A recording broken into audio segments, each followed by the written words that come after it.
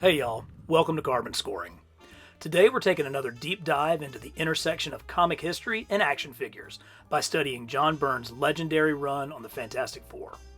We're going to look at the Marvel Legend figures that have been made, and at the end of the video we're going to go over some of the ones that still haven't. If you're picking up what we're putting down, hit like, hit subscribe, help us grow the channel. Now sit back in your Fantasticar, and away we go. It is not an exaggeration to say that Jack Kirby and Stan Lee's 108-issue run on the Fantastic Four is the foundation of the Marvel Universe. I mean, the 616 universe literally started with the first issue, and if you ever wonder why people refer to the Marvel comic book universe as 616, it's because this issue was released in 1961 in June. 616. The Fantastic Four gave us such characters as Black Panther, the Inhumans, the Skrulls, and the Silver Surfer. Any list of the greatest runs in comic book history has to include Kirby and Lee's FF. But there was another. John Byrne plotted, scripted, and penciled 61 issues of the FF for exactly 5 years, from July of 1981 to July of 1986. It was considered at the time a renaissance of the world's greatest comic magazine. And as we look back 25 years later, those stories still stand up today. But what about the toys? Sure, there have been plenty of Fantastic Four toys over the years, but how many of them come from this epic run? Byrne's FF consisted of 60 issues. I'm going to conveniently ignore the 61st issue as he didn't complete that storyline since he was leaving for DC to reinvent some farm boy from Kansas. If we graph it out, we can see that a little over half of the issues in the run featured Kirby creations as the main antagonist. Digging a little closer into this list, half of those were centered around two characters, Dr. Doom and Galactus. Doom leads the way, with 11 issues where he's the focus. This includes issue 258, with its amazing cover being shredded by the armored hand of Doom revealing the splash page underneath. Dr. Doom was such a central figure to this title that the FF don't even appear in this issue. But back to our graph. 34 issues featured Kirby creations, while 22 features characters created or co-created by John Byrne. Only one character appeared in the series that had been co-created by Byrne prior to his run on the book, Terrax, whose first appearance was written by Marv Wolfman and drawn by Byrne in FF211 from October of 1979. This Herald of Galactus has been made into toy form as the Build-A-Figure from the first series of Hasbro's Return of Marvel Legends in 2012. Clearly, Hasbro had John Byrne's art in mind when they sculpted this figure. Byrne's run on FF was filled with such epic storylines as the trial of Reed Richards, where Reed is tried and thankfully acquitted of saving the life of Galactus.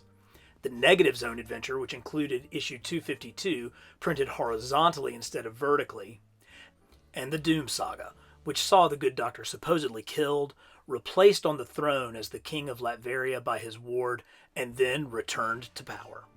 With such sweeping storylines, it should come as no surprise that many of the issues where Byrne created new characters were smaller-scale human interest stories.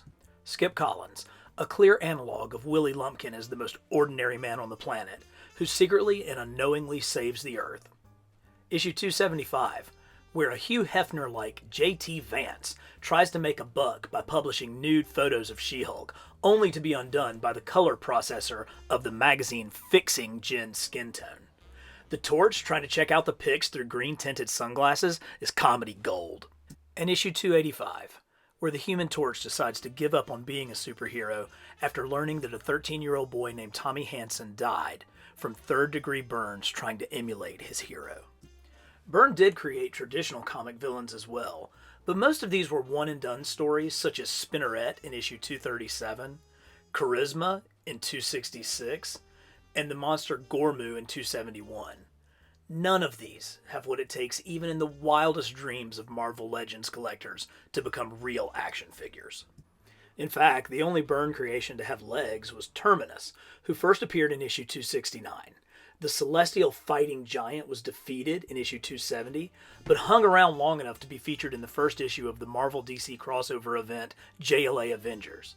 I think Terminus would make an amazing Build-A-Figure, and would fit nicely on an FF shelf, an Avengers shelf, or if you're one of those people who mixes their action figures, a JLA Avengers shelf. I bet you let your food touch each other on the plate too, don't you, you savage? So when you combine all the stories that featured either a Kirby creation or a Byrne creation, you're only left with 5 books. You can also play the world's worst game of Connect 4. So let's take a look at the figures that we have in the form of Marvel Legends from this amazing run.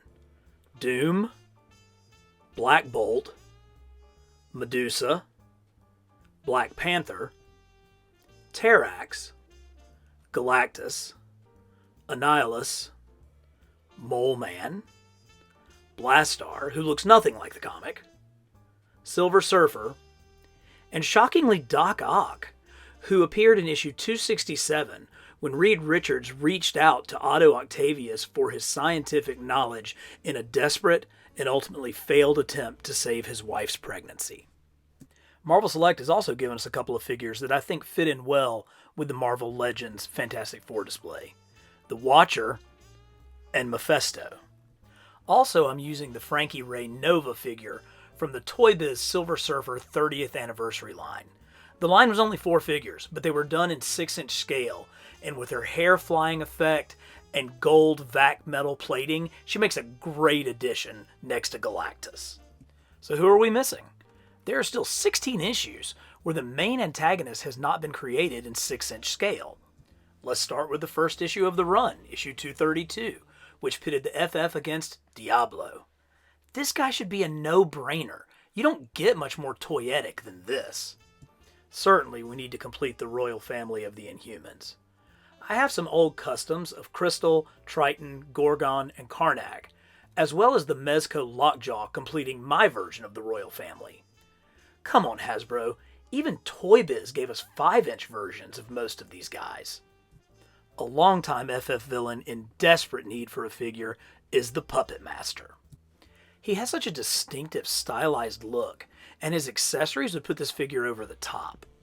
Stick this guy in a 2-pack with his daughter, Alicia Masters Grimm, stick in a head bust of the ever-loving Blue-Eyed Thing, and all would be right with the world. But the figure I want more than any other is Psycho Man. The arc with Psycho Man began in issue 280 with the actions of the Hate Monger. Good luck getting a figure of that guy made. And lasted 5 issues.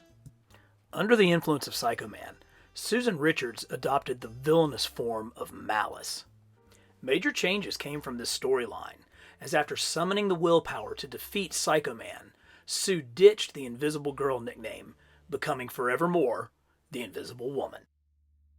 Again, we got a 5-inch version of Psycho Man in the Toy Biz line, but we are way overdue for a Marvel Legends replacement. So there you have it. A rundown of the Marvel Legends we have, and the ones we need, from John Byrne's epic run on the Fantastic Four. If you got something out of this, give it a like and leave a comment letting us know how we did. And subscribe to Carbon Scoring for more comic and action figure fun. Oh, and one last thing.